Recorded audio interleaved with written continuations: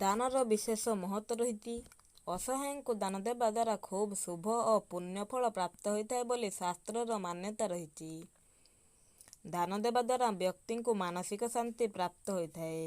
ଏହି ଦାନ ଦେବାର ପରମ୍ପରା ବହୁ ପୁରାତନ ସମୟରୁ ରହିଆସିଛି। ହିନ୍ଦୁ ଶାସ୍ତ୍ରରେ ମଧ୍ୟ ଦାନର ମହତ୍ତ୍ୱ ବିଷୟରେ ବର୍ଣ୍ଣନା କରାଯାଇଛି। ମାତ୍ର ଏପରି କେତେକ ଜିନିଷ ରହିଛି ଯାହାକୁ ଦାନ ଦେବା ଦ୍ୱାରା ଅଶୁଭ ଫଳ ପ୍ରାପ୍ତ ହୋଇଥାଏ ବୋଲି ଶାସ୍ତ୍ରରେ ଉଲ୍ଲେଖ ରହିଛି। ତେବେ ଆସନ୍ତୁ ଜାଣିବା କେଉଁ ଦାନ ଦେଲେ ଅଶୁଭ ଫଳ ପ୍ରାପ୍ତି ହୋଇଥାଏ। ପ୍ରଥମ ଜିନିଷ ରହିଛି ଝାଡ଼ୁ। ଏପରି ଏକ ଜିନିଷ ଯାହାକୁ ଦାନ କରିବା ଦ୍ୱାରା ପରିବାରରେ ଆର୍ଥିକ କ୍ଷେତ୍ରରେ ସମସ୍ୟା ସୃଷ୍ଟି ହୋଇଥାଏ।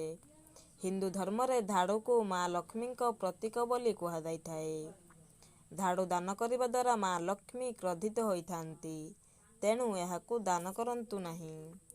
କିଛି ନିର୍ଦ୍ଦିଷ୍ଟ ସମୟରେ ତେଲର ଦାନ ଶୁଭଙ୍କର ଅଟେ। ମାତ୍ର ଯେଉଁ ତେଲ ବ୍ୟବହାର ହୋଇଛି କିମ୍ବା ଖରାପ ହୋଇଯାଇଛି ତାହାକୁ ଆଦୌ ଦାନ ଦିଅନ୍ତୁ ନାହିଁ। ଏହାଦ୍ୱାରା ଶନିଦେବ କ୍ରୋଧିତ ହୋଇଥାନ୍ତି। ଏହା ସହ ଜୀବନରେ ଅନେକ ସମସ୍ୟାର ମଧ୍ୟ ସମ୍ମୁଖୀନ ହେବାକୁ ପଡ଼ିଥାଏ। ପ୍ଲାଷ୍ଟିକ, ମାଟି, ଆଲୁମିନିୟମ, ପିତ୍ତଳ, କଂସା ଓ ଧାତୁ ଭଳି ଅନେକ ଧାତୁ ରହିଛି। ତେବେ ଏହିସବୁ ମଧ୍ୟରୁ ପ୍ଲାଷ୍ଟିକ, ଷ୍ଟିଲ, କାଚ ଓ ଆଲୁମିନିୟମ ଭଳି ବାସନକୁ ଦାନ ଦେବା ଶୁଭଙ୍କର ନୁହେଁ। ଏହାଦ୍ୱାରା କର୍ମକ୍ଷେତ୍ର ଓ ବ୍ୟବସାୟରେ କ୍ଷତି ହୋଇଥାଏ। ଘରେ ମଧ୍ୟ କଳହ ଲାଗି ରହିଥାଏ। ଛୁରୀ, କଇଞ୍ଚି, କଣ୍ଟା ଭଳି ଧାରୁଆ ଜିନିଷକୁ ଆଦୌ ଦାନ ଦିଅନ୍ତୁ ନାହିଁ।